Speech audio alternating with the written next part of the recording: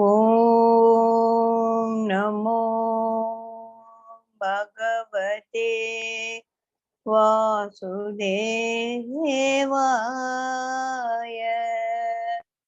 ஓம் நமோ பகவதே வாசுதேவாய.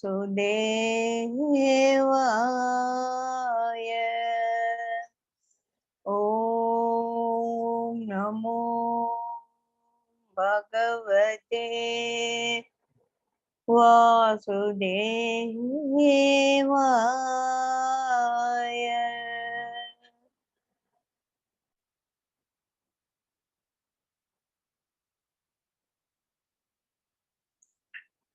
போன கிளாஸ்ல நம்ம 40 ஸ்லோகம் மட்டும் பார்த்தோம். என்ன பார்த்திருக்கோம்னா, இது மட்டும் முதல்ல ஆரம்பிச்சது தியாகம் சந்நியாசம் பார்த்தோம். அதுக்கப்புறமா ஞானத்துக்கு 3 நிலைகள், அதே மாதிரி கர்மத்துக்கு 3 நிலைகள், அவை எங்கெல்லாம் நடக்குது, அந்த அதிஷ்டானம், இதெல்லாம் பார்த்தோம். அதுலயே குணபேதங்கள், பிரகிருதி குணமயமான ஒரு இதுனால ஒவ்வொருத்தருக்கும் எப்படி எப்படி ஒரு பேதங்கள் இருக்கும், ரஜசிக், தமஸ் அண்ட் சத்வம் அப்படின்னு ஒரு டீடைல்டா பார்த்து முடிச்சோம். இப்போ சரி, எல்லாம் முடிச்சாச்சு. இப்ப பகவான் என்ன பண்ணிட்டு இருக்காரு அப்படின்னா, 18வது அத்தியாயத்துல மொத்த விஷயங்களையும் ஒரு சுருக்கமா ஒரு ரீகேப்சுலேஷன் மாதிரி பண்ணிட்டு இருக்கார். இந்த அத்தியாயத்தின் பேரு மோட்ச சந்நியாச யோகம். சோ நமக்கு மோட்சத்துக்கு வழிகாட்ட வேண்டாமா இல்லையா? சோ அடுத்து வர ஒரு 8 ஸ்லோகங்கள் மோட்சத்துக்கு ஏதுவான மார்க்கங்கள். அப்போ மோட்சத்துக்கு போகணும் அப்படின்னா நம்ம எங்கேயோ இந்த உடலை விட்டுட்டு ஆவியாயிட்டோ ஆத்மாவோ எங்கேயோ போட்டு அதெல்லாம் அப்புறமா பாத்துக்கலாம். ஆச்சா, இந்த வாழ்க்கைகளை நம்ம எப்படி வாழறோமோ அதை பொறுத்துதான் நம்மளுடைய அடுத்த ஜென்மமோ அல்லது இன்றைய என் வாழ்க்கை நாளைய என் வாழ்க்கையை பற்றி ஒரு முன்னோடியாக இருக்க போறது. சரி, ஒண்ணும் இல்ல, ஒரு சின்ன எக்ஸாம்பிள். இன்னைக்கு நான் எல்லாருமே வயசு நம்ம ஹஸ்பண்டோட கண்ணா பின்னான்னு சண்டை போட்டு கோவத்துல வார்த்தையை கொட்டிடுறோம்னு வச்சுக்கோங்க. கொட்டிட்டு அந்த கோவத்திலேயே பட்டு தூங்கிடுறோம். காலையில எழுந்தா எப்பவும் போல மனசு நிம்மதியா இருக்குமா? நிச்சயம் இருக்காது. ஒரு மாதிரி either we will be having a guilt consciousness or we will still be in the victim consciousness. இவன் இந்த மாதிரி பண்ணலாமா அப்படின்னு ஆம்பளன்ற திமிரு எல்லா கதையும் வரும் நமக்கு மனசுக்குள்ள இல்லையா? அப்போ அந்த மறுநாள் பூரா வேஸ்டா போயிடும். அதே மாதிரிதான் இன்றைக்கு என் வாழ்க்கை எப்படியோ அது போலதான் நாளைக்கு என்னோட வாழ்க்கை. சோ ஒவ்வொரு நாளும் ஒவ்வொருத்தரும் அவங்க யுக தர்மத்தின்படி எப்படி வாழணும், இன்றைய வாழ்க்கையை நீ சரி பண்ணிக்கோ, நாளைய வாழ்க்கை அது தானா ஒரு சரியான விடத்துல அமையும், அது உட்காரும். அது அப்படின்றது ஒரு surety is been given by பகவான்.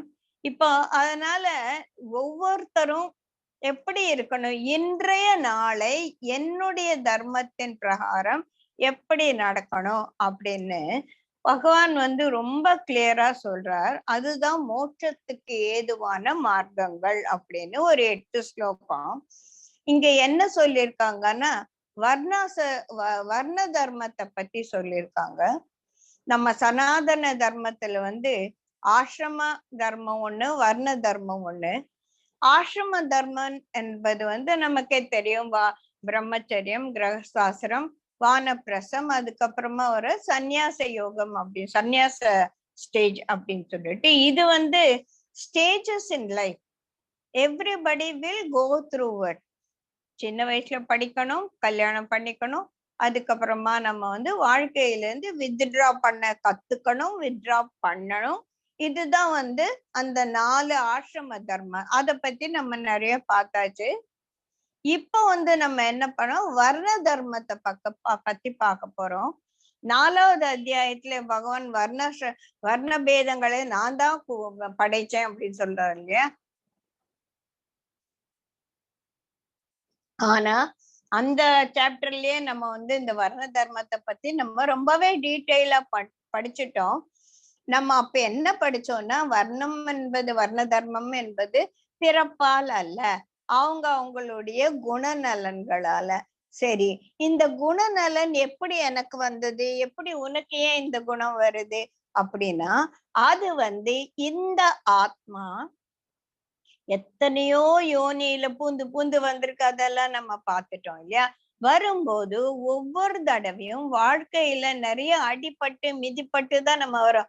ஏன் எனக்கு இவ்வளவு கஷ்டத்தை கொடுக்குற, ஏதோ படைக்கிற ஜாலியா இருந்துட்டு போக கூடாதா அப்படின்னா, இந்த குழந்தை வந்து விளையாட போற குழந்தை அழுக்காயிட்டு வரும்போது, ஏன்டா இப்படி அழுக்கு பண்ணிட்டு வந்திருக்க, உன்னை நான் சுத்தம் பண்ணணும். சோ அவனை, அந்த குழந்தைய எப்படி சுத்தம் பண்ணி தாயார வந்து தன்னை வீட்டுக்குள்ள சேர்த்துக்கிறாளோ, கால்லாம் அழுக்கா சேரா வந்தானே இந்த போய் அப்படியே படுத்துக்கோன்னு சொல்லுவோமா, மாட்டோம் இல்லையா.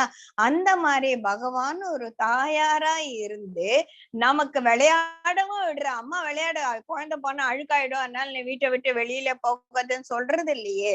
அந்த மாதிரி நம்மளை விளையாடவும் விட்டு, அந்த விளையாட்டில் நாம் செய்யக்கூடிய தவறுகளால் நாம் சேர்த்து கொள்ளக்கூடிய கர்மங்களிலிருந்து நமக்கு விடுதலை அளிப்பதற்காகவும் ஒரு வழிவகுக்கிறார். எப்பேற்பட்ட குணம் பாருங்க. இத வந்து அந்த பகவானோட அந்த அன்பை நம்ம புரிஞ்சுக்கலன்னா என்னடா இது அப்படி. Don't stand outside all these things. கரையில நின்னுட்டு தண்ணியில பார்த்து இப்படிதான் ஸ்விம் பண்ணணும்னு சொல்லுவேன். Let us jump into this. இந்த ஒரு எண்ணத்துக்குள்ள இந்த பகவானோட கர்மந்தான் எல்லாம் நடக்கிறது அப்படின்ற ஒரு உண்மை, அதுதான் ஒரு பேருண்மை, அதுதான் நடக்குது வாழ்க்கையில. அதுக்குள்ள நம்ம குதிச்சிடணும். இப்ப நான் வந்து ஒரு டிவி சீரியல் பாக்குறேன் அப்படின்னா, அந்த கதையில நான் ஒன்றி போயிட்டாதான் அந்த கதையை நான் அனுபவிக்க முடியும். ஐயோ இவன் இப்படி பண்ணக்கூடாது, அவன் வந்துருவான், அதுக்குள்ள இவன் போயிடணும் அப்படின்னு நான் லோன்னு கத்திட்டு இருந்தானா அந்த டிவி சீரியல்ல ஒரு சீனை மாத்த முடியுமா? முடியாது. அத மாதிரிதான் நம்ம வாழ்க்கையில ஒரு நிகழ்ச்சியை நம்ம மாத்த முடியாது. அந்த மாதிரியே நம்ம வாழ்ந்து வாழ்ந்து வாழ்ந்து வாழ்ந்து வாழ்ந்து இந்த ஆத்மாவுக்கு எவ்வளவோ அனுபவங்கள் பற்பல உடல்களில் ஏற்படுது. இந்த அனுபவங்களை வந்து நம்ம முழிச்சிருந்து அவேர்னஸோட, இந்த அனுபவங்களால நான் வந்து ஏதோ ஒரு பாடத்தை நான் கத்துக்கணும். அந்த மாதிரி ஒவ்வொரு ஜென்மத்திலயும் நமக்கு வரக்கூடிய ஒரு அப்ஸ் அண்ட் டவுன்ஸ் நம்ம புரிஞ்சுக்கிட்டு, அதுல இருந்து ஒரு எலிவேஷன் வரும்போதுதான் இந்த ஆத்மா சுத்தி அடையும். அதற்கு ஒவ்வொருத்தரும் இப்படிதான் இருக்கணும் அப்படின்னு ஒரு தர்ம நிலைக்கு, எப்படி நம்ம கான்ஸ்டிடியூஷனல் ரைட்ஸ் வந்து நமக்கு இது ரைட்டு அது தப்பு, லெஃப்ட் சைட்ல இந்தியால லெஃப்ட்ல போனோம், அமெரிக்கா போனா ரைட் சைட்ல போனோம், இந்த மாதிரி எல்லாம் இருக்கு. இதை நான் ஃபாலோ பண்ண மாட்டேன்னா அடிபட்டு குமிதிப்பட்டு சாவ வேண்டியதான் இல்லையா. அந்த மாதிரி பகவான் நமக்கு வந்து நிறைய கோட்பாடுகளை விதிச்சிருக்கார். இப்போ அந்த 4 வர்ணங்கள் என்ன, அதோட கோட்பாடுகள் என்ன அப்படின்னு சொல்லி நம்ம பார்க்க போறோம். பிராமண, வைசிய, சத்திரிய அண்ட் சூத்ர. இதுல வந்து நம்ம ஒவ்வொரு ஸ்லோகமா படிக்கிறதுக்கு மொத்தமா பேசுறது வந்து ஒரு மீனிங்ஃபுல்லா இருக்கும். ஏன்னா ஒவ்வொரு ஸ்லோகத்தையும் நம்ம படிச்சிடலாம், அப்புறமா வேணா கடகடன்னு என்ன சொல்லி இந்த ஜெய்ஷி வேற சொல்றாளா, புக்ல இருக்கிறதா சொல்றாளான்னு வேணா நம்ம சரி பார்த்துக்கலாம். அதுல என்ன, பிராமணர்கள் என்பது குலத்தால் அல்ல அப்படின்றத நம்ம புரிஞ்சுக்கிட்டோம். ஆனா இந்தியாவை எல்லாரும் தப்பு சொல்றாங்க, அது வேற விஷயம். Let's not go into that. பிராமணன் என்பது கத்தல், கற்பித்தல், பிரம்மத்தை அறிதல், பிரம்மத்தை விளக்குதல், இந்த வேலை செய்யறவன் பிராமன். பிரம்மத்தை அறிபவன் பிராமணன். அப்போ எல்லாருக்கும் பிரம்மத்தை அறிகிறது ஒரே வேலையா? அப்போ வந்து ரொம்ப கொஞ்சோண்டு தான், ஒரு very small percentage of people தான் பிராமணனா இருக்க முடியும். அப்படி இல்லை. டீச்சர் அப்படின்றதே ஒரு பிராமண ஒரு அந்த ஒரு ஒரு எண்ணம், அந்த ஒரு இம்ப்ரெஷன் இல்லைன்னா யாருமே டீச்சர் காசுக்காக வந்து நம்ம ஸ்கூல்ல போய் டீச்சர் வேலை பண்ணலாம். அப்போ அது சூத்ர தர்மம் ஆயிடுறது காசுக்காக. But if I do the same teaching with passion, அது அந்த ஒரு வர்ண தர்மம் ஆயிடுது. புரியுதுங்களா? காசுக்காக என்ன காலையில இருந்து போய் அதே A for apple B for பாய்ன்னு சொல்லிட்டு வேண்டிட்டு ஒரு நொந்து போய் இல்லைன்னா அவன் பணம் தர மாட்டான் அப்படின்னு காசுக்காக அதே வேலையை செய்யலாம், தப்பு இல்லை, அது தப்புன்னு நான் சொல்லல. ஆனா அது உன்னை பிராமணனாக கிளாசிஃபை பண்ணாது. இந்த வர்ணாசிரமம் அப்படின்றது it is the classification of people. then you will not be coming into that classification. நீ நானும் டீச்சரு நீயும் டீச்சரு, நான் ஃபேஷனோட பண்றேன் நீ தலைவிதியன்னு பண்றேன்னா ஃபேஷனோட பண்றவன் பிராமண கிளாசிபிகேஷன்ல வருவான், தலைவிதியே பண்றவன் சூத்ர கிளாசிபிகேஷன் பணத்துக்காக பண்றான் இல்லையா? அதே மாதிரி இந்த ஒரு அந்த பிராமணிக்கல் அந்த பிராமணன் பிரம்மத்தை அறியக்கூடிய ஒரு அந்த பிராமண ஒரு வர்ணாசிரமத்துக்கு வர்ண தர்மத்துக்கு இன்னும் சில எக்ஸ்டெண்டட் இதெல்லாம் இருக்கு. அதாவது படிக்கணும்னு ஆசை, சிலருக்கு ஏதோ ஆர்ட்ல ரொம்ப மனசு ஈடுபடும். இது எங்க அக்காவோட பேத்தி இதுண்டு பேத்தியோட பொண்ணு, அது அதுக்கு தமிழும் தெரியாது ஒண்ணும் தெரியாது. அந்த மூஷிக வாகனக்கு புரிஞ்சுண்டு ஆடுறது பாருங்க, அது அவ்வளோ அழகு அவ்வளோ அழகு. அது வாமன அவதாரம் சொல்லும் போது எனக்கு அப்படியே அந்த குழந்தைய கட்டி பிடிச்சுக்கலாம் போயிருக்கும். அதே 5 வயசுல அது என்னத்த புரிஞ்சுட்டு டான்ஸ் ஆடுறது அப்படின்னா அது அவளோட இம்ப்ரெஷன்ஸ் அவளோட தர்மத்துல இருக்கு, அவளோட டிஎன்ஏல இருக்கு. ஒரு குழந்தை இன்னொரு பேத்தி அழகா வரைகிற, அதாவது ஒரு பெரிய ஆர்டிஸ்டிக் டேலண்ட். இதெல்லாம் எப்போ வரும் அப்படின்னா அந்த ஒரு கற்றல் என்ற இதுல இருக்கக்கூடிய ஒரு ஆர்வம். இப்ப எங்க இதுல அரவிந்தன் ஒரு பையன் தான், அவன் ரொம்ப ஃபர்ஸ்ட் கிளாஸ் என்கிட்டதான் படிச்சான், சூப்பரா படிச்சு அவன் என்ஜினியரிங் கிராஜுவேட் ஆகி நல்ல வேலை மெக்கன்சில சூப்பர் வேலை கிடைச்சது. ஆனா அவன் மனசு பூரா சங்கீதத்துல தான் இருந்தது. அவனால அந்த வேலையே செய்ய முடியல, விட்டுட்டு இன்னைக்கு கச்சேரி பண்ணிட்டு கிளாஸஸ் எடுத்துட்டு ஒரு பெரிய மியூசிஷியனா இருக்கான். அந்த மாதிரி வாழ்க்கை அவனவனோட இம்ப்ரெஷன்ஸை பொறுத்து அவனவனோட வர்ண தர்மத்தை பொறுத்து அவதி இழுத்துன்னு வந்துடுறது இல்லையா? சோ இது பிராமண தர்மம் அப்படின்னு சொன்னோம். அடுத்தது அதை படிச்சிடலாம். பிராமணர், சத்திரியர், வைசியர், சூத்திரருடைய கர்மங்கள் அவரவர் இயல்பில் உதித்த குணங்கள் என்று அதற்கேற்ப பிரிக்கப்பட்டுள்ளது. அது சரி. அப்போ அந்த பிராமணர் இப்ப படிக்கணும் அப்படின்னா சாதாரணமா ஒரு இந்த 5 வயசு குழந்தை விளையாடுற போறோமோ இல்ல அவங்க அம்மா இல்ல வா டான்ஸ் கிளாஸ் போகணும்னு கூட்டின்னு போகும்போது அந்த டான்ஸ் கிளாஸ்க்கு தன்னை ஈடுபடுத்திக்கிறது இல்லையா? அப்போ அந்த விளையாடணும் என்ற அந்த ஆசையை அடக்கிட்டு தானே இந்த வேலையை செய்ய முடியும். சோ அந்த கரணங்களை அடக்குதல், புறக்கரணங்களை ஓடி போகாம அதை காத்தல், தவம். ஒரு ஆர்ட் கத்துக்கணும், ஒரு வீணை பிராக்டிஸ் பண்ண, ஒரு டான்ஸ் கத்துக்கணும், அந்த ஸ்டேஜ்ல ஏறி பர்ஃபெக்டா ஆடணுங்கிறது ஒரு தவமாயிடுறது இல்லையா? தவம், தூய்மை, பொறுமை, நேர்மை, சாஸ்திர ஞானம். அந்த டான்ஸை பத்தி அவனுக்கு தெரிஞ்சுக்கும். நம்ம இங்க சாஸ்திர ஞானம், தர்மம், தவம்னா ஏதோ அதை எடுத்துட்டு போய் வேதத்தோட வச்சுட்டு நம்ம முழிச்சுட்டு இருக்க வேண்டாம். நம்ம வாழ்க்கையில நம்ம குழந்தைங்கள்ல என் பொண்ணு எப்படி, ஏன் இந்த பொண்ணு இப்படி இருக்கா, ஏன் அந்த பொண்ணு அப்படி இருக்கா, ஏன் அந்த குழந்தை அப்படி பண்றது அப்படின்னு யோசிக்கும் போதே இதெல்லாம் நமக்கு புரிஞ்சிடும். அந்த குழந்தைங்க டான்ஸ் கிளாஸ் போறவங்க எவ்வளவு கட்டுப்பாடோட போறது இல்லையா? அங்க அரைமண்டி போடலன்னா கால வச்சு அதை வாங்கின்னு அரைமண்டி போட்டு கத்துக்கிறது இல்லையா?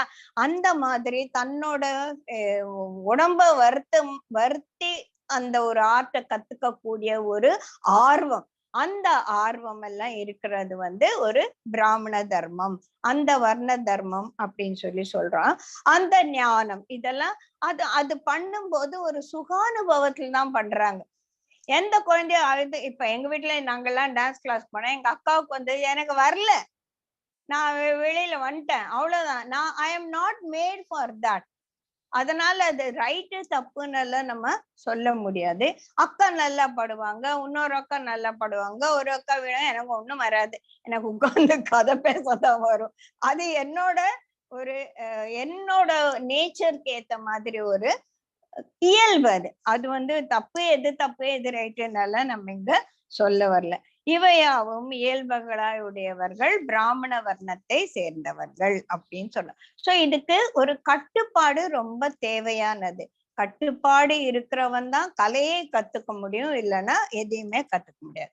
அடுத்தது வந்து ஒரு சூரத்தன்மை. எதுக்கு எடுத்தாலும் நம்ம இத பத்தி ரொம்ப டீட்டெயிலா பார்த்திருக்கோம். இங்க கொஞ்சம் ஷார்ட்டா பார்க்கலாம். சத்திரியன் என்பவன் யாருன்னா எந்த ஒருக்கும் முன்படுபவன் இல்லையா. எந்த ஒரு ஒரு ட்ரெயின்ல போகும்போது கூட யாரோ ஒரு டமால் சத்தப்பட்டு என்ன ஆச்சு ஏதாச்சு அப்படின்னு எழுந்து போய் பார்த்து அந்த இடத்துல ஒரு ஹீரோவா நின்னு அதை வந்து அந்த சுச்சுவேஷனை வந்து ஒரு சரி பண்ற மாதிரி ஒரு குணநலன் வந்து சூரத்தன்மை அப்படின்னு சொல்லுவோம். துணிவு. ஐயோ ஆக்சிடென்ட் இது போனேன், யாரு போலீஸ் கிட்ட எல்லாம் போயிட்டு இருக்க வேண்டியது அப்படின்னு தப்பிச்சிட்டு போகாம come what May I will do it அப்படின்ற ஒரு மன உறுதி, அதை செய்யக்கூடிய ஒரு சாதுரியம். நானும் போய் தூக்குறேன், என்னால ஒரு அவனோட கையை கூட தூக்க முடியல, அவனை தூக்கி நான் எங்க ஆஸ்பத்திரிக்கு போறேன். சோ அந்த சாதுரியம், உறுதி இதெல்லாம் இருந்து அந்த முன்ன நின்று அந்த காரியத்தை சாதிக்கிறவன் வந்து சத்திரியன். அவர்கள் இப்ப இந்த காலத்துல எடுத்துட்டோன்னா நம்ம ஆர்மியில இருக்கவங்க எல்லாம் சத்திரியர்கள்னு சொல்லலாம். ஈவன் என்ன கிளாஸ் லீடரா இருக்கிறவங்க கூட, சின்ன ஸ்கூல்ல பாத்தீங்கன்னா என் பொண்ணெல்லாம் 5ஆம் கிளாஸ்ல இருந்து அவதான் கிளாஸ் லீடர். அந்த கிளாஸ் லீடரா இருக்கிறது கூட ஒரு சத்திரிய குணம் தான். லீடர் ஐயோ நம்மளால அந்த மாதிரி முடியவே முடியாது அப்படின்னு பின்வாங்குறவனுக்கு அந்த தர்மம், அந்த வர்ண தர்மம் வந்து ரொம்ப சப்டியூடா இருக்கு அப்படின்னு சொல்லி எடுத்துக்கலாம். சோ உடல்ல வருத்தி அவங்க வந்து செய்யறதுக்கு வந்து பின்வாங்காதவங்க வந்து சத்திரிய தர்மம் அப்படின்னு சொல்லுவான். எதற்கும் அஞ்சாத ஒரு நன்மம். ஒரு போர் வீரனை எப்படி இருக்கணும் அப்படின்னு சொல்லிட்டு நமக்கு தெரியும். சோ அதுதான் வந்து சத்திரிய வர்ணத்துக்குரிய ஒரு தர்மம்.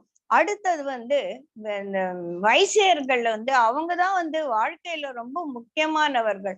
ஏன்னா இந்த மத்த அவங்களுக்கு எல்லாருக்கும் தேவையான பொருள்களை உற்பத்தி செய்பவர்கள். அது வந்து தானியங்களாக இருக்கட்டும், விவசாயத்துல செய்யற உற்பத்தியாக இருக்கட்டும், இல்ல கோயம்புத்தூர்ல அந்த காலத்துல வந்து it is the Manchester of India அப்படின்னு சொல்லுவோம். எல்லாரும் நெசவு வேலை, எவ்வளோ துணிகள், துணியை வந்து செய்யறது, தையல் வேலை செய்யறது, ட்ரெஸ் பண்றது, இதெல்லாம் வந்து மக்களுக்கு தேவையான விஷயங்களை வியாபாரமாக செஞ்சா கூட அவனாலதான் வருது இல்லையா.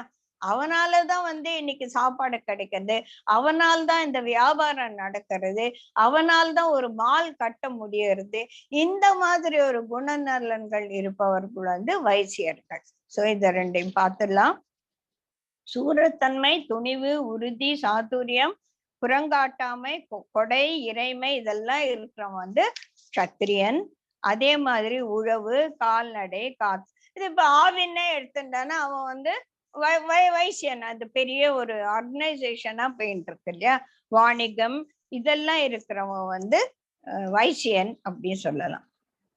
சோ இதுல அதான் நான் சொன்ன மாதிரி இதே காரியத்தை யார் வேணாலும் எந்த ஒரு நோக்கத்தோட செய்வோமோ அதை பொறுத்துதான் நம்மளுடைய தர்மம் வந்து அங்க நேர எழுந்து நிற்கும். இதே வந்து கூலிக்காக செய்யலாம் இல்லையா. இப்ப பொலிட்டீஷியன்ஸ் எல்லாம் வந்து அவங்களுக்கு நம்ம எல்லாருமே பொலிட்டீஷியனா ஆக முடியுமா? இப்ப பார்த்தோன்னா இந்த தடவை காலேஜ்ல படிக்கிற 4 பெண்கள் வந்து இதுல நின்று ஜெயிச்சிருக்காங்க இல்லையா. அவங்களுக்கு வந்து அந்த படிப்பு அப்படின்னு சொல்லக்கூடிய அந்த ஒரு பிரம்மச்சரிய தர்மத்துல இருந்தா கூட அவங்க வந்து இந்த மாதிரி ஒரு வர்ணாசிரம தர்மம் பார்க்கும்போது அவங்க வைசியர்களா இருக்காங்க, அவங்க வந்து சத்திரியர்களா மாறி இருக்காங்க இல்லையா.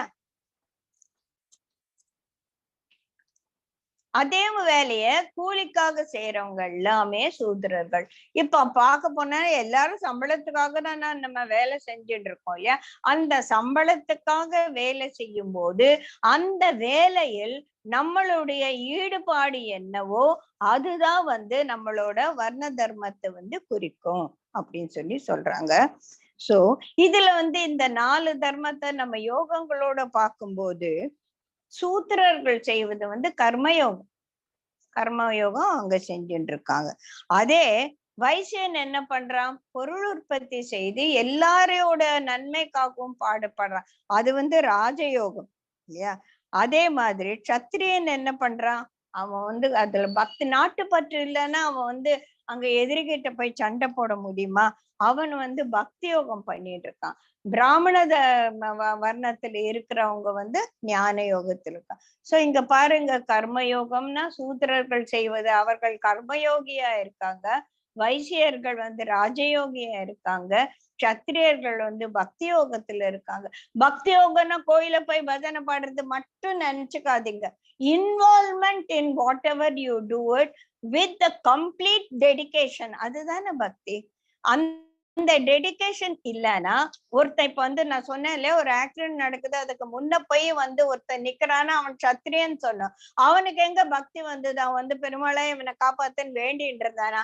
அது மட்டும் பக்தி கிடையாது. அந்த இடத்துல நின்னு சாதிச்சு போகிறதுக்கு அந்த டெடிகேஷன் இருந்தது இல்லையா, அதனால அத நம்ம பக்தி யோகம் சொல்றோம். பிராமணர்கள் கற்றல் கற்பித்தல் இதெல்லாம் ஞான யோகத்துல சேர்ந்துக்கணும். இதுக்கு ரொம்ப முக்கியமானது, எல்லாத்துலயும் அவங்களோட நேச்சர், நம்மளோட இம்ப்ரெஷன்ஸால இந்த 4 வர்ணங்கள் வந்தது. நீ என்னதான் இருந்தாலும், எந்த வர்ணமா இருந்தாலும், எந்த மாதிரி நீ ஒரு ஆளா இருந்தாலும், நீ உனக்குன்னு ஒரு கடமைகள் இருக்கு வாழ்க்கை இல்லையா, அத நீ கர்மயோகமா செஞ்சிடு அப்படின்னு சொல்லிட்டு 45வதுல சொல்றாங்க. அவனவனுக்குரிய கர்மத்தில் களிப்புறும் மனிதன் நிறைநிலை எழுதுகிறான். களிப்புறுன்னா என்ன, ஒரு ஹாப்பி, அது இல்ல, அப்படி கிடையாது. கமிட்மெண்டோட I am happy with what I am doing அப்படின்னு அதுல ஒரு கமிட்மெண்டோட, ஒரு இன்வால்வ்மெண்டோட செய்யும் போது அவன் மனசு திருப்தியாதான் இருக்கும். அவன் நிறைநிலை அடைகிறான். தன் கர்மத்தில் கருப்பு வைபவன் எப்படி நிறைநிலை அடைகிறான்? இப்ப என்ன சொல்லிட்டேன், நீ உனக்குன்னு ஒரு கர்மம் இருக்குல்ல, அது எந்த வர்ண தர்மத்தை சேர்ந்திருந்தாலும் உனக்குன்னு ஒரு கர்மம் இருக்கு. அந்த கர்மத்தை நீ மன திருப்தியோட செய்யணும். அப்படி செஞ்சா என்ன எப்படி செய்யறது அந்த மாதிரி அப்படின்னு சொல்லிட்டு நான் சொல்றேன், நீ கேடு அப்படின்னு பகவான் ஒவ்வொரு ஸ்டெப்பா பேபி ஸ்டெப்பா நம்மள கூட்டின்னு போறார். 46வது, யாரிடத்தில் உயிர்கள் உற்பத்தி ஆகின்றனவோ, யார பத்தி பேச போறோம் இப்போ? பகவானை பத்தி. இப்போ ஆளுங்களை பத்தி, மனுஷங்களை பத்தி பேசணும். இப்போ சொல்றது அந்த personality, the personality about which we are going, அந்த எந்த வியக்தியை பத்தி நம்ம பேசுறோம் அப்படின்னா பகவானை பத்தி. யாரிடத்தில் உயிர்கள் உற்பத்தி ஆகின்றனவோ, யாரால் இவை எல்லாம் வியாபிக்கப்பட்டு உள்ளதோ அந்த ஈஸ்வரனை சுய கர்மத்தால் வணங்கி மனிதன் மேன்மை அடைகிறான். நீ அதுக்காக கோயில் போகணும், நான் திருப்பதி ஏறி இறங்கணும், நான் தினம் வெள்ளிக்கிழமையானா நான் பூஜை பண்ணணும், சனிக்கிழமையானா நான் விரதம் இருக்கணும், தேவையே கிடையாது. உன்னோட வேலை இருக்குல்ல, நீ எந்த ஆசிரம தர்மத்திற்கு சம்சாரியா இருக்கியோ, இல்ல நீ வானப்பிரசத்துல இருக்கியோ, எதுவு உனக்கு இன்னைக்கு காலையில எழுந்த உடனே these are all my agenda அப்படின்னு ஒண்ணு இருக்கு இல்லையா. காலையில எழுந்த உடனே எல்லாருக்கும் ஒரே வேலையே இல்லாத தாத்தாவுக்கு கூட ஒரு வேலை இருக்கும் இல்லையா, காலையில எழுந்த உடனே இதை செய்யணும்னு இருக்குல்ல, அந்த வேலைய கிருஷ்ணார்ப்பணமா செஞ்சுடு, அவ்வளவேதான். வேற ரொம்ப சிம்பிள். நம்ம லைஃப்ல காம்ப்ளிகேட் பண்ணிக்கோ வேண்டாம். ஸ்வதர்மா, மோட்சம் இதெல்லாம் குழப்பமே கிடையாது. இன்னைக்கு நான் நிம்மதியா இருந்தா நான் மோட்சம் அடைஞ்சிட்டேன்னா முக்தி அடைஞ்சிட்டேன். சரிங்களா? அந்த மாதிரி let us understand this chapter in a very very palatable way so that இது எனக்கு இன்னைக்கு எனக்கு உபயோகமா இருக்குது. அப்படி இத நான் சொல்றது நீங்க நல்லா கேட்டீங்கன்னா, நைஷ்கர்ம சித்திங்கிறது ஞானிகளுக்கு மட்டும் கிடையாது, எனக்கும் உண்டு. நைஷ்கர்ம சித்தினா என்ன? ஆத்ம ஜானத்துல லயித்து இருக்குது. ஆத்ம ஜானத்துல நான் ஏன் லயித்து இருக்கணும்? அப்பதான் நீ ஆனந்தமா இருக்க. அப்ப நான் ஆனந்தமா இருந்தா போருமோ இல்லையோ, அதுதானே நான் அப்ப நான் ஆத்ம ஞானத்துல இருக்கேன் நீ சொல்லிக்கோ. I have to be peaceful, happy every day, day by day, minute by minute. Whatever happens to this physical body, I should understand I am not this body. இதெல்லாம் வந்து ரொம்ப பெரிய விஷயமா நீங்க யோசிச்சு குழப்பிக்கவோ வேண்டாம். Pain is inevitable, suffering is ஆப்ஷனல்ன்றது வந்து ரொம்ப ஈஸியா புரியுது. What is that, what is it? Suffering is optional. ஐயோ எனக்கு முதுகு புடுங்குது, அப்புறம் என்ன சஃபர்? வலி. அது சஃபரிங் கிடையாது, அது வலி, அது pain. When will the pain will become suffering? When I get myself mind totally get into it. ஐயோ ஐயோ வலிக்குது வலிக்குது, யாரை பார்த்தாலும் எனக்கு முதுகு வலிக்குது, எனக்கு முதுகு வலிக்குது, இப்படி நான் சொல்லிட்டு அதுலயே நான் வந்து மனசுல இருந்து எதிலையும் சிந்தனை இல்லாம இருக்கும்போது that pain becomes suffering. When with the pain I am able to participate in everything, with the pain I am able to be happy, with the pain I am able to carry on with my life, then I have separated that suffering from my pain. புரியுதுங்களா? இந்ததான் நமக்கு புரிஞ்சுக்கணும். இந்த மாதிரி ஒரு சிம்பிளா பிரிச்சு பிரிச்சு மேஞ்சு முடிச்சிட்டோம்னா நமக்கு வந்து வாழ்க்கையில பிரச்சனையே இல்லை. சோ இந்த கர்மம், எனக்கு இன்னைக்கிட்ட கர்மத்தை நான் எப்படி செய்யறேன், சந்தோஷமா செய்யறேனா நொந்து நூலா செய்யறேனா, அதுதான் வந்து ரொம்ப முக்கியம். உனக்கு என்ன கர்மமோ அதை நீ ஒழுங்கா செய்யி. அடுத்து இது வந்து சொதர்மே நிதனம் ஸ்ரேய பரதர்மோ பயாவகா நம்ம அப்பவே படிச்சுட்டோம். அதையே வந்து இங்க வேற விதமா சொல்லியிருக்காங்க. ஸ்ரேயோன் ஸ்வதர்மா விகுணக பரதர்மா ஸ்வ அனுஷ்டிதாத் ஸ்வபாவநியதம் கர்ம குருவன் ந ஆப்னோதி கில்மிஷம். அவன் நஷ்டம் அடைய மாட்டானா ஆப்னோதி, அவன் கில்மிஷம் நஷ்டம் அடைய மாட்டான். எப்போ?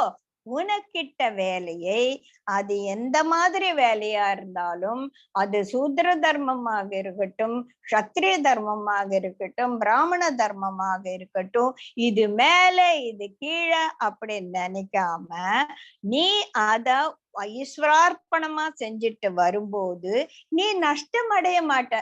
நான் வந்து சூத்திரனா வந்து இந்த வேலையை பண்ணிட்டு இருக்கேன், என் தலையெழுத்து அப்படின்னு யோசிக்காத. இத ஈஸ்வரார்ப்பணமா பண்ணும்போது நொந்து நூலாய் ஒருத்தன் பிராமண தர்மத்தை ஃபாலோ பண்ணிட்டு இருக்கானே, அவனை விட நீ மேலானவன். அவன் நஷ்டம் அடைவான், நீ நஷ்டம் அடைய மாட்ட அப்படின்னு சொல்ல. நிறைவாய் அனுஷ்டிக்கும் பரதர்மத்தை விட குறைவாய் அனுஷ்டிக்கும் சோதரம். இங்க நிறைவாய் அனுஷ்டிக்கிறது குறைவா அனுஷ்டிக்கிறதுனா இர்ரெகுலர் வேலை, நான் கமிட்டடா இல்லாம இருக்கிற ஒரு வேலை அப்படி கிடையாது. அது ஜாஸ்தியா பண்றது குறைச்சலா பண்றதுன்னு இல்ல. ஹவு கம்ப்ளீட் இன்வால்மெண்டோட நம்ம செய்யறோம். நீ முழு இன்வால்மெண்டோட செய்யும் போது அது நிறைவாய் அனுஷ்டிக்கப்பட்டது. நீ இன்வால்மெண்ட் இல்லாம என்னடா இது அப்படின்னு செய்யும் போது அது குறைவாய் அனுஷ்டிக்கப்பட்டது. இந்த நிறைவா அனுஷ்டிக்கப்பட்டது குறைவாய் அனுஷ்டிக்கப்பட்டதை வந்து நம்ம கொஞ்சம் நல்லா புரிஞ்சுக்கணும். அந்த மாதிரி செய்வவன் கேடு அடையவே மாட்டான். என்னைக்கும் அவன் வந்து கீழே போக மாட்டான். he is in the path of going up. எஸ்கலேட்டர்ல ஏறிட்டான், இப்படி ஒரு எஸ்கலேட்டர், இப்படி ஒரு எஸ்கலேட்டர். ஓகேயா? 48வது கேடு உடையது எனினும். இப்ப வந்து நிறைய பேர் வந்து நம்ம பார்த்தோம்னா ரோடெல்லாம் கிளீன் பண்றவங்க, இப்ப எங்க பிளாட்ல தினம் வந்து எல்லாம் சுத்தம் பண்றாங்க. நான் பார்ப்பேன், அவளுக்கு வந்து அவ வீடா இழுத்து இழுத்து சுத்தம் பண்றதுக்கு இல்ல, பட் அது அவளுக்கு இட்ட கர்மம். கிளீனா இன்வால்மெண்டோட நல்லா போட்டு சுத்தமா தொடச்சு போவோம், பளிச்சுன்னு இருக்கும் அவ தொடச்சு போன அப்புறமா காரிடார்லாம். இப்போ இந்த காரியம் வந்து ஒரு கேடு உடையது. என்னது போய் நீ என்ன வேலை பண்ற அப்படின்னா, நான் வந்து பிளாட் போயிருக்கேன், அது போய் ஒரு பெரிய வேலையா, நல்லா படிச்சுட்டு வேலைக்கு போக கூடாதா அப்படின்னு சொல்லலாம் நம்ம. ஆனா அந்த வேலைய கேடு உடையதாக மத்தவங்களுக்கு பண்ணுது. என்ன பெருசா கூட்டி பெருக்கிறது, வீட்டுக்குள்ள போய் 10 பாத்திரம் தேய்க்கிறது, இதெல்லாம் ஒரு வேலையா, இதெல்லாம் பெருசா பண்ணிட்டு இருக்கே அப்படின்னா அது கேடு உடைய வேலை அப்படின்றது ஒரு கருத்தாக இருக்கும் போதும் அந்த வேலையை நீ வந்து பர்ஃபெக்டா இன்வால்மெண்டோடு ஈஸ்வரார்ப்பணமா பண்ணும்போது அது வந்து கெட்ட வேலை ஆகாது.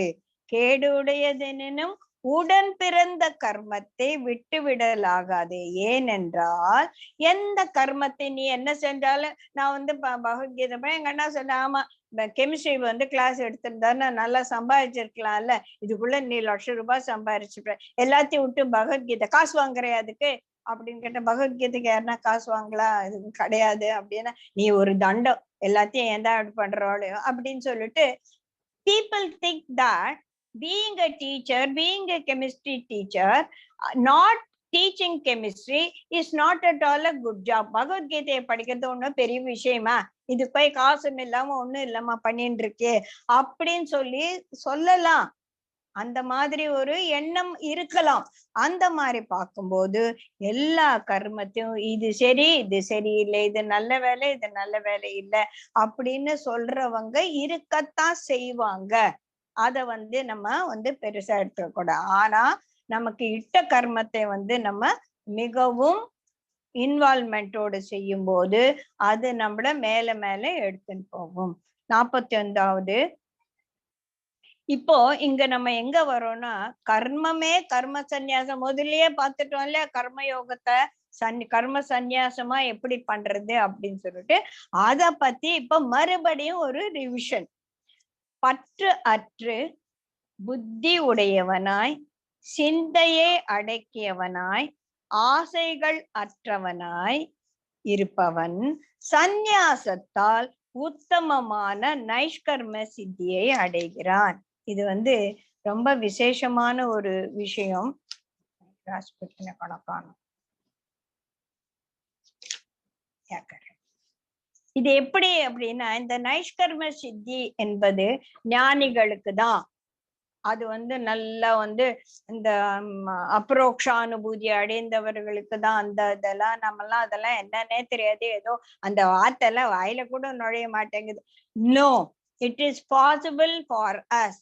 எப்போ இந்த மாதிரி நம்ம everything happens because of him. நேத்து வந்து எங்க அக்காவோட பேசிட்டு இருந்தா, நாங்க ஒரு சின்ன விஷயம் அவ சொன்னா, எதையும் யாராலையும் எதற்காகவும் எப்பவும் மாத்தவே முடியாது. அடராமா அவ்வளவுதானா அப்படின்னா, அப்ப யாரால எல்லாம் நடக்குது, அவனன்றி ஒரு அணுவும் அசையாது அப்படின்றது வாயில சொல்ல வேண்டாம், மனசுல ஏத்துண்டு ஒத்துக்கலாம். அது ஒத்துக்க மாட்டோமே, ஏன்னா நமக்கு தான் ஈகோ இருக்கு இல்லையா. நான் பாரு என்ன பண்ற, நீ பண்ணு, அதற்காக நீ எல்லாம் அவனால் நடக்குது அப்படின்னு உட்கார வேண்டாம். கர்மத்தை அதான் சொன்னாலும் உன்கிட்ட கர்மத்தை நீ பண்ணணும் அப்படின்னு சொல்லிட்டு அந்த கர்மத்தை எப்படி பண்றதுன்னு தானே 17 அத்தியாயத்தை சொல்லி இப்ப 18வது அத்தியாயத்துல எல்லாத்தையும் வந்து ஜிஸ்டா பண்ணி சொல்லிட்டு இருக்காரு இல்லையா. சோ பற்று ஆசையை அடக்கிட்ட உடனே என்ன ஆயிடுது, இட்ஸ் நாட் மை ஜாப். இங்க வந்து ஐ எம் நாட் த டூவர்ன்றத நம்ம புரிஞ்சுக்கணும். ஐ எம் நாட் த டூவர்னா அப்ப நம்ம கொலை செஞ்சுட்டு ஐ எம் நாட், அந்த மாதிரி அதை வந்து ஒரு குதர்க்கமா ஆர்கியூ பண்ணக்கூடாது. I am not the doer அப்படின்னா, இன்னைக்கு யார் சமைச்சா, நான் தான் சமைச்சேன், கிருஷ்ணராவ் வந்து சமைச்சா இல்ல, but I have been given destined to do this because of him. நான் தான் வேலை செஞ்சேன் இல்லைன்னு சொல்லல, ஆனா என்னை இந்த வேலையை செய்யும்படி அவன் ஆணையிட்டு விட்டான். இப்போ ஒரு பெரிய செஃப் வந்து ஒரு ஹோட்டல்ல சாப்பாடு பண்றான், அவன் இன்னைக்கு நிறைய கரண்டி இருக்கு, ஒரு கரண்டி எடுத்துட்டான் வந்து சாம்பாரை கிளறதுக்கு. அந்த கரண்டி அவன் கையில இருக்கும்போது அவன் சொன்ன வேலையை தான் அந்த கரண்டி செய்யும். அந்த கரண்டி has totally lost its freedom. புரியுதுங்களா? மத்த இல்லைன்னா அதுக்கு ஃப்ரீடம் இருக்குன்னு ஆர்கியூ பண்ணாதீங்க. இன்னைக்கு நான் வந்து சமையல் செஞ்சேன் அப்படின்னா எனக்கு சமையல் செய்யணும் அப்படின்ற அவன் கட்டளை இட்டுட்டான். இது வந்து ரொம்ப ரொம்ப ரொம்ப ரொம்ப ஈஸியா புரியுறது. வாழ்க்கை நம்ம என்ன பண்ணணும்னா, நமக்கு சுத்தி நடக்கிற விஷயங்களை கண்ணை திறந்து பார்த்துட்டு அடடா அடடா அட. நேத்து நாங்க ஒரு கல்யாணத்துக்கு போயிட்டு வந்தோம். அந்த ஓடி ஓடி அந்த கல்யாணத்துல இன்வால்மெண்டா இருந்த அந்த வைஃபுக்கு அந்த இடத்துல பீடத்துல உட்காரக்கூடிய பாக்கியம் இல்லாம போயிடுச்சு. ஏன்னா ராத்திரி she met with an accident and admitted in the hospital. இது தெரியவே தெரியாது. ஆனா யாருக்கு அந்த உட்கார்ந்து அதை அனுபவிக்கணும்னு கொடுப்பனே இருந்ததோ, 4 நாள் 3 நாள் she was only in the ICU. ஐசியூவில் இருந்த பொம்பளை எழுந்து வந்து பீடத்துல உட்கார்ந்தாச்சு. பீடத்துல உட்கார்றதுக்காகவே ஓடி ஓடி வேலை செஞ்சவன் ஐசியூ போயிடுச்சு. இது யாரானா நம்புவாங்களா? எந்த நிமிஷம் என்ன நடக்குது அப்படின்றது he only decides. இதுலதான் நம்ம வாழ்க்கையில நம்மளை சுத்தி இருக்கவங்க வாழ்க்கையில நடக்கிறத பார்த்து பார்த்து பார்த்து பார்த்து நம்ம புரிஞ்சுக்கணும். Every minute we should learn the life lessons every minute. அதனால என்ன சந்நியாச தர்மம்னா என்ன? I want nothing, I do nothing, I am nothing, I know nothing. இது குருஜி சொல்லியிருக்கான்னு மெடிடேஷன் பண்ணுவது I want nothing, I do nothing, I am nothing இருது. நான் என்ன சொல்றேன்னா, இதையே வாழ்க்கையில கோட்பாடா வச்சுக்கோ. I want nothing. I want nothingனா என்ன அர்த்தம்? எனக்கு ஒண்ணும் வேணாம், நான் சாப்பிடாம. It is not like that. Everything is given by him. Then you can't want anything. நீ உனக்கு தேவைகளை நீ தேடிக்கவே முடியாது. உன்னை தேவை நினைச்சா உனக்கு கொடுப்பனே இருந்தா அவன் கொடுப்பான். Let's be very firm about all these things. I want nothing, everything is given by him அப்படின்னு டிரான்ஸ்லேட் பண்ணிக்கோங்க. I do nothing, all karmas are done without having a eye on the பலனை எதிர்பார்க்காம அதுதான் நிஷ்காமிய கர்மம் சொல்றான். I am nothing, நீ ஒண்ணும் இல்லையா? You just please completely relinquish your ego. Then only you will understand I am nothing. என்னால ஒரு விஷயத்தை நான் இந்த வாழ்க்கையில மாத்த முடியல. அப்ப நான் என்ன பெருசா ஈகோ பண்ணாங்கட்டே ஒண்ணும் கிடையாது, இல்லைங்களா? லெட் அஸ் கெட் இத வாய் வார்த்தையாகவோ ஒரு இது கேள்வி ஞானமாகவோ வச்சுக்காதீங்க. இதையெல்லாம் நம்ம படிப்பினையா எடுத்துக்கணும் அப்படின்றது ரொம்ப கிளியரா இருக்கலாம். நம்ம அடுத்த I know nothing, உனக்கு ஒண்ணும் தெரியாது. குருஜி சொல்றாருல, you have a very small mind. You can understand only a small world around you. Don't try to interpret everything. இந்த பிக் மைண்ட் என்ன வேலை செய்யறது, அந்த பகவான் என்ன வேலை செஞ்சுட்டு இருக்கான், அவன் ஏன் இப்படி எல்லாம் பண்றான்னு you cannot understand. ஏன்னா உனக்கு இருக்கிறது இத்தனூண்டு மூளை. This small mind cannot understand a big mind. So what should you do? In the small mind, அந்த big mindக்கு surrender ஆகணும். சரண்டர் ஆகணும்னா முதல்ல ஈகோ போகணும். ஈகோ போகணும்னா I am not the doer, he is the doer. I know nothing, he knows everything. I want nothing, he gives everything. இந்த மாதிரி ஒவ்வொரு நிமிஷமும் நம்ம வாழ்க்கையில வாழும்போது நைஷ்கர்ம சித்தியே நமக்கு வராது. நம்ம பிளானே பண்ணாம விசாந்தியா ரிலாக்ஸ்டா இருக்கும்போது நம்ம நிம்மதியா இருக்க மாட்டோமா? சந்தோஷமா இருக்க மாட்டோமா? ஆனந்தத்தை அனுபவிக்க மாட்டோமா? அதுக்கு எங்கேயோ போய் நம்ம தியானம் பண்ணி ஒத்த கால நின்று இதெல்லாம் தேவையே கிடையாது. Understand life and know that everything is happening because of him. அங்கதான் அந்த கம்ப்ளீட் சரண்டர் வரும். கம்ப்ளீட் சரண்டர் யார் பண்ணுவானா, அகங்காரம் இல்லாதவனாலதான் பகவானையே ஒத்துக்க முடியும். இல்லைன்னா இவனே பெரிய கிருஷ்ணன் அப்படின்ற ஒரு எண்ணம் தான் நமக்கு வரும். சரிங்களா? அடுத்த 49வது இதனால நமக்கு என்ன கிடைக்க போகுது? இந்த கர்மயோகத்தால சந்நியாசம் என்பது தானாக நமக்கு வரப்போறது. எப்படி? பற்றற்று புத்தி உடையவன், சித்தத்தை அடக்கியவன், ஆசையற்றவன் சந்நியாசத்தால் உத்தமமான நைஷ்கர்ம சித்தி அடையறா. நம்ம கூட அடையலாம் அப்படின்னு சொல்லிட்டு நான் சொன்னேன். 50வது, சித்தி அடைந்தவன் ஞானத்தின் உயர்நிலையை பிரம்மத்தை எப்படி எய்துகிறான்? சரிப்பா, சித்தி அடைஞ்சிட்ட, இப்ப நைஷ்கர்மிய சித்தியை விட்டுடுங்க, நான் என் வாழ்க்கையை நிம்மதியா சந்தோஷமா ஆனந்தமா இருக்கிறது எப்படின்னு நான் கத்துட்டேன். சரியா? இதனால எனக்கு பிரம்மம் கிடைச்சிடுமா? நான் பிரம்மத்தை புரிஞ்சுடுவேனா அப்படின்னா, ஆமாம், அதுதான் விஷயம் அப்படின்னுங்க பகவான் சொல்றார். சித்தி அடைந்தவன் ஞானத்தின் உயர்நிலையாகிய பிரம்மத்தை எப்படி எய்துகிறான் என்பதை சுருக்கமாக சொல்கிறேன் கேள் அப்படின்னு சொல்றார். சோ இந்த வாழ்க்கையில அப்ப முதலே நம்ம இத நான் சொல்லிட்டேன். இடையராது நமக்கு வாழ்க்கையில ஏதேதோ அனுபவங்கள் எல்லாம் வந்துட்டே இருக்கும்போது இந்த அனுபவங்கள் எல்லாம் நம்மள பக்குவம் அடைதல் என்ற ஒரு ப்ராசஸ்ல நம்மள எடுத்துட்டு போய் வைக்கிறது. அதனால மனதில் ஒரு பரிபாகம் அப்படின்னு சொல்லுவோம். அந்த பரிபாகம் அடைஞ்ச மனது எங்க நிற்கும்? என்னகிட்டயா நிற்கும்? பரிபாகம் அடைந்த மனது எப்படி பள்ளத்தில் நோக்கி தண்ணீர் தானாக ஓடுமோ அந்த மாதிரி அந்த பரிபாகம் அடைந்த மனது பிரம்மத்தை நோக்கி தானா போயிடுது. நீ முயற்சியே எடுத்துக்க வேண்டாம், அது தானா போய் பிரம்மத்துல நிலைத்து விடும் அப்படின்றது ரொம்ப ரொம்ப ரொம்ப ரொம்ப முக்கியமான ஒரு விஷயம். பரிபாகம் அடையும் போது தேகபாவம் தொலைந்து ஜீவபாகம் அது ஆத்மபாவம். இதுதாங்க ஸ்டேஜ். முதல்ல நம்ம பரிபாகம் அடையணும். அப்புறமா இந்த உடம்பு எதுக்காக எனக்கு இருக்கு? நான் பரிபாகம் அடைவதற்கு, பக்குவம் அடைவதற்காக இந்த தேகம். அவ்வளவுதான் இதுக்கு மதிப்பு. சரிங்களா?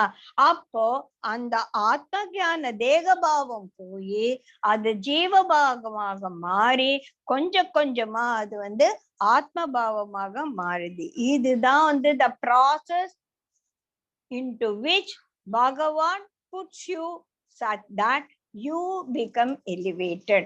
எப்படி அந்த தங்கத்தை தேய்ச்சி தேய்ச்சி தேய்ச்சி பளபளன்னு பண்ற வைரத்துல அது மண்ணுல இருந்து எட்டி கொடு. ஒரு கதை வரும் இல்லையா, இது பாரு பெரிய வேற வைரம், இது வித்து நீ போயிடுச்சுக்கோ அப்படின்னு. என்ன கல்ல கொடுக்குற, நீ போய் வித்து பாரு அப்படின்னு சொல்லும் போது அது ஒரு வியாபாரி கிட்ட போவோம், இதுக்கு எவ்வளவு கொடுப்பேன்? 50 ரூபாய் கொடுப்பேன். அப்பா 50 ரூபாய் கிடைக்குதுன்னு. ஏன்னா அது வைரம்னு அவனுக்கு தெரியல. அதை பாலிஷ் பண்ணும் போதுதான் அவன் 2 லட்சம் ரூபாய்க்கு விற்கிறான். நம்ம 2 லட்சம் ரூபாய்க்கு நம்ம வாங்கணுமா, இல்ல இந்த 50 ரூபாய் வாங்கிட்டு நிம்மதியா இருக்கணுமா?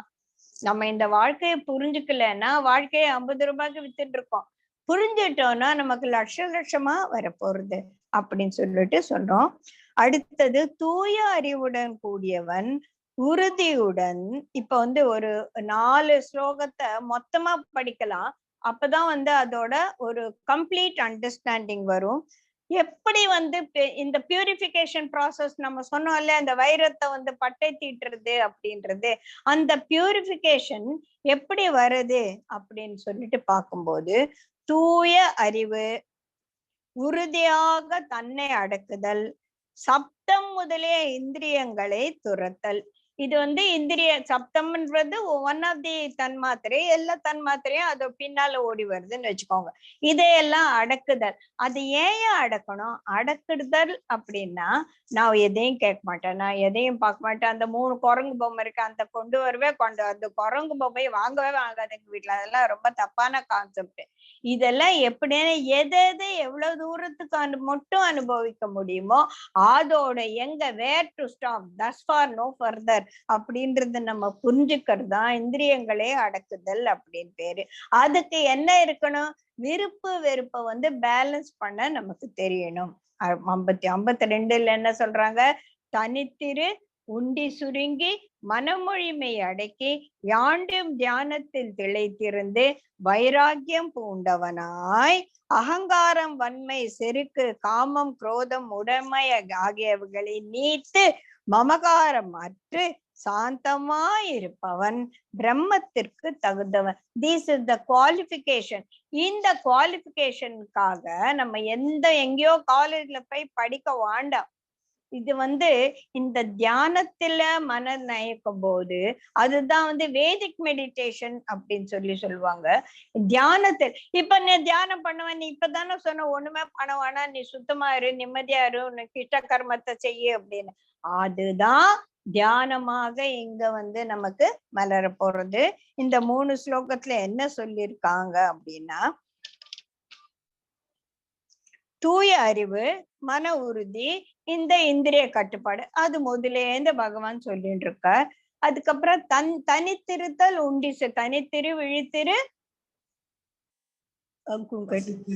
பசித்திரு தனித்திரு விழித்திரு, இதுதான் நம்ம சந்நியாச தர்மத்துல நம்ம பார்க்க வேண்டிய பசித்திரு. ஏன்னா கம்ப்ளீட்டா தின்னுட்டோன்னா நமக்கு ஏப்பமா வரும், பகவானை பத்தி எல்லாம் நினைக்கவே முடியாது. தனித்திரு அப்படின்னா தென்னோண்டு தனியாவே இருக்கணும், நம்ம எங்கன்னா ஆசிரமம் இருக்கு, that is not necessary. Per day at least we should be within our own self. அதுதான் தனித்திருத்தல், உண்டி சுருங்குதல், மனம் மொழி மெய்யை அடக்குதல், யான் இதெல்லாம் செஞ்சிட்டு இருக்கும்போது அது தானா தியானமாக அமையும். நம்ம தனியா உட்கார்ந்து மெடிடேஷன் பண்ண வேண்டியது இல்லை. அந்த மாதிரி செய்யறதுக்கு ஒரு டிஸ்பேஷன் வேணும், டிஸ்பேஷனட் ஆட்டிடியூட் இல்லையா? அந்த வைராகியம், அப்படி வைராகியம்னா ஏதோ கிடையாது, லெட் கோ ஆட்டிடியூட் தான் வைராகம். நான் நிறைய தடவை சொல்லியிருக்கேன். அந்த மாதிரி இருக்கணும்னா முதல்ல எதை தொலைக்கணும்? அகங்காரத்தை தொலைக்கணும். வன்மை, செருக்கு, காமம், குரோதம், இந்த 6 பகைவர்கள் இருக்காங்கள, பின்வாசல் வழியா உள்ள வந்துடுவாங்க, அவங்கள வெளியிலே நிக்க வைக்கணும். மமக்காரம்னா எந்த அப்படின்னு சொல்லுவாங்கல்ல, அது இல்லாம சாந்தமா இதெல்லாம் வந்துடுச்சானா நம்ம மனசு எப்படி இருக்கும்? நிம்மதியா இருக்கும், ஆனந்தமா இருக்கும். நிம்மதியும் ஆனந்தமும் பிரம்மத்தை சார்ந்தது இல்லையா? சோ அப்ப நம்ம பிரம்மத்தை அடைந்தவனாக கருதப்படுவோம் அப்படின்னு சொல்றாங்க. சரி, இந்த பிரம்மமாகி தெரிஞ்சிட்டானா அவன் எப்படி இருப்பானா? பிரம்மமயமாகி தெளிந்த மனமுடையவன் துயருவதில்லை, அவா உருவதில்லை. இங்க துயரமும் கிடையாது. அதான் நம்ம தான் சொல்லிட்டோம்ல, pain is inevitable, suffering is option. I won't suffer, அதனால எனக்கு துயரம் கிடையாது. I want nothing, he only gives everything, அதனால எனக்கு அவா இல்லை எல்லாம். இப்போ எனக்கு ஒரு சமநோக்குன்னு வந்தாச்சு. இப்ப நம்ம இவன் மேல அவன் கீழே, இது நல்லது அது கெட்டதுன்னால நான் பார்க்கவே மாட்டேன். அப்ப அந்த சமநோக்குன்றது தானா வந்துடும். அதுக்கெல்லாம் நம்ம முயற்சி செய்ய வேண்டியதே இல்லை. உயிர்கள் எடுத்த சமமாய் இருப்பவன் எப்படி இருப்பான்? என் மீது மேலாம் பக்தி பெறுவான். அங்கதான் நம்ம பகவான் மேல அந்த பக்தி என்பது எப்ப வரும்? Because nothing is in my hand, என்னால நடப்பது எதுவும் கிடையாது. அப்ப யாரால் நடக்குது? ஒரு பெரிய சக்தி. அப்ப அந்த பெரிய சக்தியோட மனம் ஒன்றி போகும்போது அதுதான் மோட்சம், அதுதான் பிரம்மத்தில் நிலைத்தல், அதுதான் நைஷ்கர்ம சித்தி, அதுதான் அபரோக்ஷ அனுபூதி, எல்லாம் அதுதான். இதெல்லாம் தனியா நம்ம எதையோ நினைச்சுக்கவே வேண்டாம். அதுக்கு இந்த பகவான் நான் ஒண்ணும் செய்யல, எல்லாம் நீ அவன் தான் செய்யறான், அந்த அவனை பத்தி நம்ம தெரிஞ்சுக்கணும் இல்லையா? அவன் எத்தகையவன், யார் என்று பக்தியினால் ஒருவன் என்னை உள்ளபடி நீ அது கம்ப்ளீட்டா ஏயா இப்படி நடக்குது, யார் இவன் அப்படின்னு போகும்போது நம்ம யோசிக்கணும், என்னடா அது அவன் நாளை காலையில அவன் பீடத்துல உட்காரணும்னா இன்னைக்கு ராத்திரி ஆக்சிடென்ட் நடக்கணுமா, யார் பண்ணாங்க, அது அவன். அந்த மாதிரி ஒவ்வொரு நிகழ்ச்சியும் யோசிச்சு பார்க்கும்போது யாரோ ஒருத்தர் தான் இதுக்கெல்லாம் காரணம். அவன் யார் அப்படின்னும் போது அவனை பத்தி தெரிஞ்சுக்கணும்னு சொல்லிட்டு நம்ம முயற்சி செய்து அவனை பத்தி நம்ம உள்ளபடி, வாட் இஸ் ஹீ, அவன் என்ன பனிஷ் பண்றதே இந்த கடவுளுக்கு, துன்பத்தை மனுஷனுக்கு துன்பத்தை கொடுப்பதே இந்த கடவுளுக்கு வேலை, இந்த மாதிரி எல்லாம் நம்ம டைலாக் பேசக்கூடாது. அவன் நம்ம உள்ளபடி புரிஞ்சுக்கிட்டானா அதை அறிந்த பின் நேர மனசு அங்க போய் நின்னுடும் அப்படின்னு சொல்லிட்டு, அவன் அறிந்த பின் விரைவில் அவன் என்னை அடைகிறான் அப்படின்னு சொல்றாங்க. சோ இவன் தனியா போய் ஞானியா எங்கேயோ உட்கார்ந்து காட்டுல தவம் செய்ய வேண்டியது இல்லை. ஈவன் சந்நியாச தர்மமா இருந்தாலும் குடும்பத்திலே இருந்துட்டு நம்ம சன்னியாசியா இருக்கலாம். எப்போ கர்மங்கள் எல்லாம் செய்த போதிலும் எல்லாம் சர்வம் ஈஸ்வரார்ப்பணம் அப்படின்ற ஒரு ஆட்டிடியூட் தான் இங்க முக்கியமே ஒழிய where you are living what you are doing அப்படின்றது முக்கியமே கிடையாது. So what should be our attitude? எல்லாம் அவனால் நடக்குது. I want nothing, I do nothing, I am nothing என்றத ப்ராப்பரா புரிஞ்சுக்கும் போது எனது அருளால் சாஸ்வதமானதும் அழியாததுமாகிய பரமபதத்தை அவன் அடைகிறான். பரமபதம்னா எங்கேயோ இல்ல, மனசுக்குள்ளதானே இருக்கு. பகவான் உள்ளேதான் இருக்கார். அவர் உள்ளவா உள்ளவா உள்ளவான்னு கூப்பிடுறார். நம்ம வெளியில போ வெளியில போ வெளியில போன்னு போயிட்டு இருக்கோம் இல்லையா? அதை மட்டும் நம்ம புரிஞ்சுட்டானா போடும். சோ இந்த மாதிரி இஃப் யூ அண்டர்ஸ்டாண்ட் இந்த பகவான் தத்துவம் என்ன பிரம்ம தத்துவம் என்பது என்ன அப்படின்னு புரிஞ்சுக்கிறது ஞானம். அத நம்ம நல்லா புரிஞ்சுட்டோம்னா என்ன வருது? அந்த ஞானத்துல யார நம்ம புரிஞ்சுக்கிட்டோம் அவனை பத்தி ஒரு ஆசம்னஸ் வருது இல்லையா? அந்த ஆசம்னஸ் என்ன பண்ணுது? நம்மள பக்தி மார்க்கத்துல சோ ஞானம் முதிர்ச்சி அடையும் போது அதுதான் பக்தி மார்க்கத்துக்கு வழி கோருது. அது ரொம்ப ரொம்ப ரொம்ப ரொம்ப முக்கியமான ஒரு விசேஷம் அப்படின்னு சொல்லுவோம். அதனால நீ எப்படி வாழணும் அப்படின்றது அடுத்து வர ஸ்லோகங்கள்ல அவரு ஈஸியா சொல்ற. ஆகையா நீ வாழ வேண்டிய விதமாவது இப்ப எல்லாம் வழி சொல்லிட்டாரு. கடைசியில finally you need to do only this. என்ன? விவேகத்தால் கர்மங்களை எல்லாம் என் பால் ஒப்படைத்து என்னை கருவியாக கொண்டு புத்தியோகத்தை சார்ந்திருந்து யாண்டும் சித்தத்தை என்பால் வைப்பாயாக. இதுதான் நம்ம செய்யணும். என்ன செய்யணும்? விவேகம். சோ அந்த டிஸ்கிரிமினேஷன் இருக்கணும். எனக்கிட்ட கர்மத்தை நான் ஸ்ரேயோன் பரதர்மா அப்படின்னு சொல்லிட்டு நல்ல பரதர்மத்தை விட என்னுடைய தர்மத்தை நான் சூப்பரா செய்யணும். அடுத்தது அத எனக்கு சமர்ப்பணமா செய்யணும். என்னை அடைவதற்காக உன் வாழ்க்கையை நீ வாழ்க்கையில் குறியாக கொள்ளணும். இதுக்கெல்லாம் என்ன வேணும்? டிஸ்கிரிமினேஷன் வேணும் இல்லையா? அதனால புத்தியோகத்தை வச்சுட்டு எல்லாம் எப்பவுமே என்னையே மனசை வச்சு சித்தத்தை என்பால் வைப்பாயாக அப்படின்னு சொல்லிட்டு. சரி, இந்த புத்தியோகம்னு என்ன சொன்னேன்? இவ்வளவு நாள் அந்த யோகத்தை பத்தி பேசவே இல்லை. ஞான யோகம், கர்ம யோகம், அது பக்தி யோகம், எல்லாம் ராஜயோகம் சொன்னேன். இப்ப என்ன புதுசா புத்தியோகம்னு ஆரம்பிச்சிருக்கீங்க அப்படின்னா, புத்தியோகத்தால் விளையும் நலன் எது? புத்தியோகம்னா என்ன அப்படின்னா, சித்தத்தை என்பால் வைத்து எனதருளால் இடைஞ்சல்கள் வாழ்க்கையில இடைஞ்சல்கள் வரும், தடைகள் எல்லாம் தடை கற்களை படிக்கற்களாக வச்சுக்கோ அப்படின்னு சொல்றதுதான் புத்தி. எனக்கு வாழ்க்கையில வரக்கூடிய கஷ்டங்களை நான் யோசிச்சு அதை ஆராய்ந்து, ஓஹோ இதனால எனக்கு இப்படி ஆச்சு, இத நான் அங்க தவிர்த்து இருக்கணும், இனிமேல இங்க இருந்து நான் சரியா இருப்பேன் அப்படின்னு அந்த புத்தியோகம், அந்த புத்திய உபயோகிக்கிறது தான் புத்தியோகம். அப்போ சித்தத்தை என்பால் வைத்து எனது அருளால் கிரேஸ் வேணும். ஏன்? அந்த கிரேஸால வர இடைஞ்சல்கள் எல்லாம் தாண்டி போகணும். அப்ப கிரேஸ் எல்லாருக்கும் பகவான் ஏன் கொடுக்க கூடாது? நீ கேட்டியா? நீ கேட்டா கட்டாயம் கிடைக்கும். எங்க போகணுமோ அங்க போகணும். அப்பதான் அந்த ஒரு அனுபவம் நல்ல ஜில்லுன்னு பனிக்கட்டியில விளையாடணும். நான் காஷ்மீருக்கு போனா தானே, நான் போய் இங்க திருநெல்வேலியில உட்கார்ந்து இங்க பனிக்கட்டியே இல்லைன்னா எப்படி?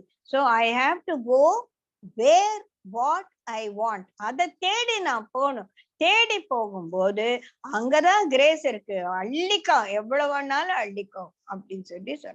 அதனால அப்பதான் உனக்கு இந்த இடைஞ்சல்களை எல்லாம் தாண்டி போகக்கூடிய அந்த புத்தியோகத்தை நீ உபயோகிக்க அப்படின்னு சொல்லிட்டு புரியும். இல்லைன்னா அகங்காரத்தை வச்சுட்டு நான் எனக்கு ஏன் கஷ்டம் கொடுக்குறேன், எனக்கு ஏன் வலியை தர, நீ தானே வலியை தந்த, நீ அதை எடுத்துக்கோ, இந்த மாதிரி ஆர்கியூ பண்ணிட்டு இருந்தானா கேடுதான் விளையுமே ஒழிய அதனால ஒரு பிரயோஜனமும் கிடையாது. இது என்னது? அந்த மாதிரி பேசுறது எந்தனால வருது? அகங்காரத்தினால. இப்போ அடுத்தது அகங்காரம் வச்சுட்டு நீ அந்த அகங்காரம் விட்டுட்டு சரணாகதி அடையலைன்னா உனக்கு கேடு வரும்னு சொன்னேன்ல, இந்த அகங்காரத்தை வச்சுட்டா அவனுக்கு எப்படி கேடு வரும் அதையும் நான் சொல்றேன் கேளு அப்படின்னு சொல்லிட்டு 59வது அகங்காரம் கொண்டு இந்த இங்க அவர் போர் புரியறத பத்தி சொல்றாரு. நமக்கு போர் கிடையாது, என்னோட வேலை அகங்காரத்தை கொண்டு இந்த வேலையை நான் செய்ய மாட்டேன் அப்படி என்று நீ நினைப்பாளாகில் அதே வேலையை தான் நீ நொந்து நூலாய் செஞ்சு ஆகணும் இல்லைங்களா? இப்ப யாரும் இல்ல, நான் தான் சமைச்சு தின்னணும் அப்படின்னா என்னால முடியாது, நான் போறேன், யாரானா சாப்பாடு கொடுத்தா தின்றேன், இல்லைன்னா உட்காரேன்னு, சரி உட்காந்துக்கோ, பசி புடுங்கும் போது நீயா சமையல் அறையில போய் அதே சாம்பார் ரசத்தை செய்வ. சோ எந்த வேலை நமக்கு காலையில எழுந்த உடனே நம்மளோட கர்மம் என்று இருக்கும், அப்போ இதை நான் செய்ய மாட்டேன் அப்படின்னா கொஞ்ச நேரம் கழிச்சு செய்ய மாட்டேன்னு உன்னால உட்கார முடியாது, உன்னை செய்ய வைப்பான் அவன். அந்த மாதிரி அப்ப நொந்து நூலாயி யாரோ ஒருத்தருக்காக கஷ்டப்பட்டு ஒரு இன்பம் இல்லாம சமர்ப்பணம் இல்லாம அதே வேலையை செய்ய வேண்டியிருக்கும், அவ்வளவுதான்.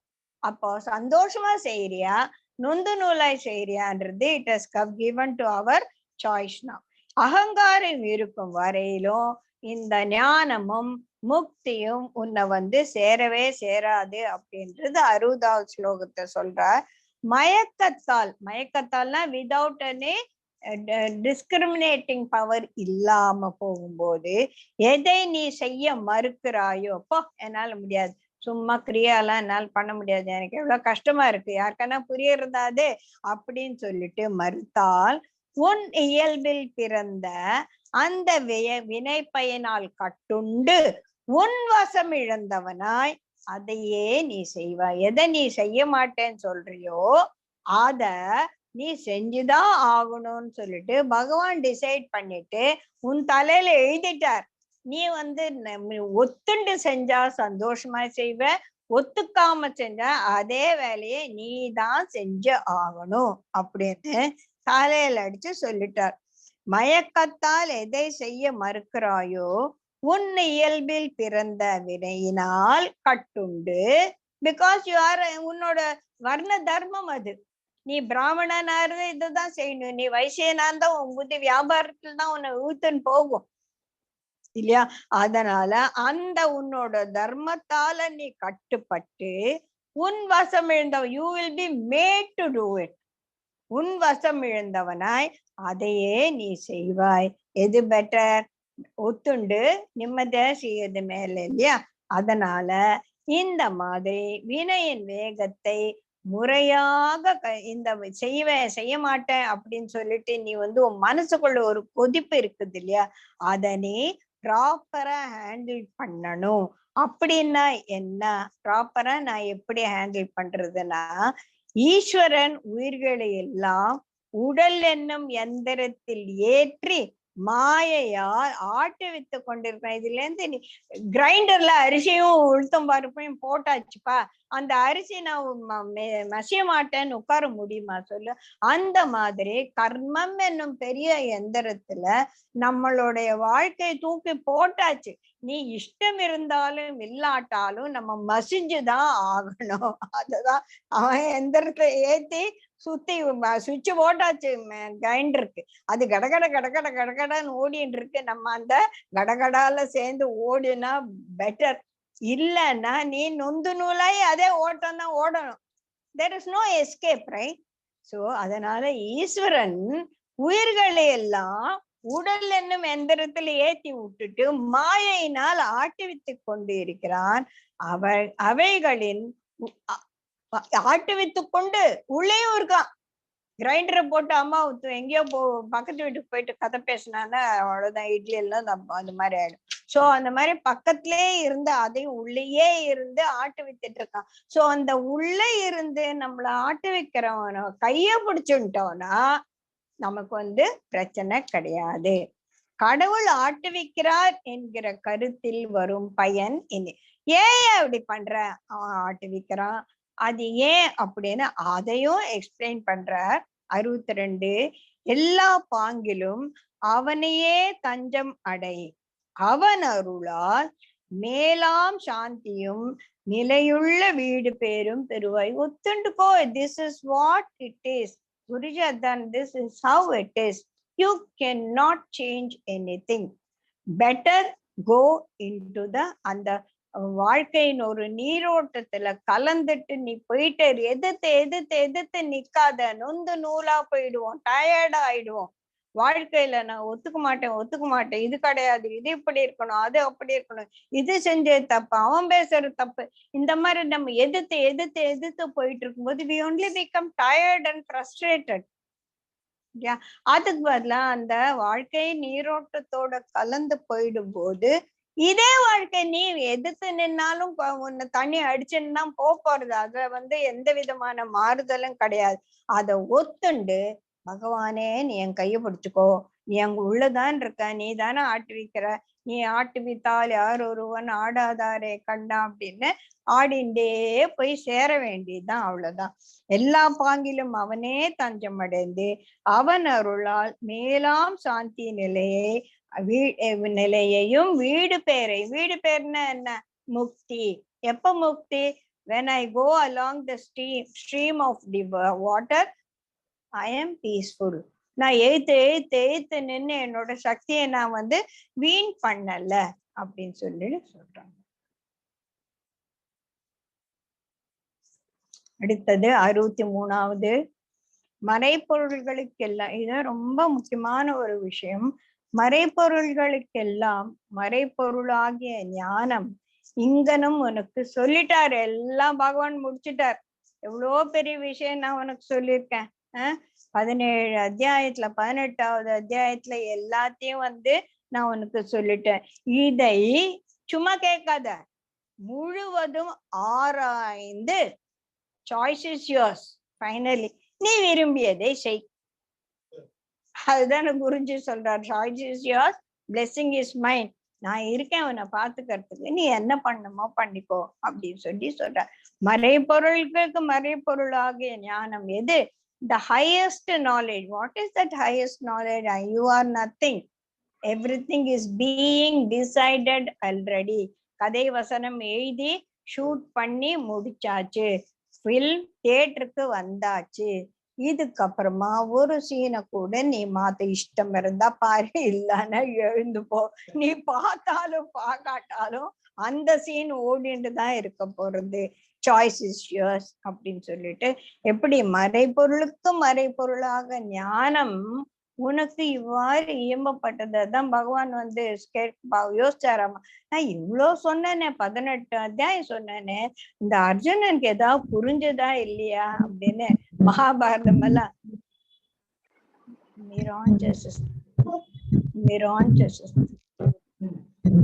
மியூட்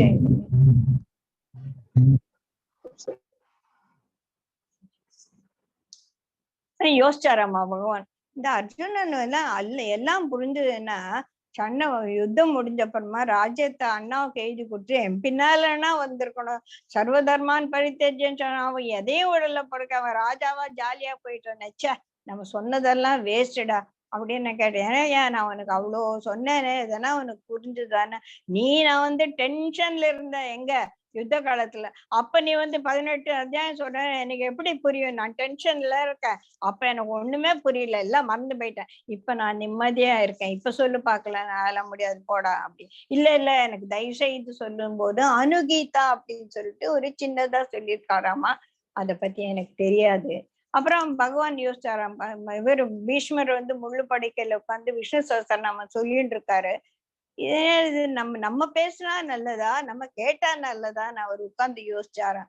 நம்ம சொல்லி ஒண்ணும் பிரயோஜனம் இல்ல, அவன் எல்லாத்தையும் எடுத்துன்னு ஓடி போயிட்டான். பேசாம நான் இவர் ஏதோ பெரியவர் சொல்லிட்டு இருக்கா, நானே உட்காந்து கேட்கிறேன்னு சொல்லிட்டு அவர் விஷ்ணு சஹஸ்ரநாம நல்ல சமணம் போட்டு உட்காந்து கேட்டாராமா.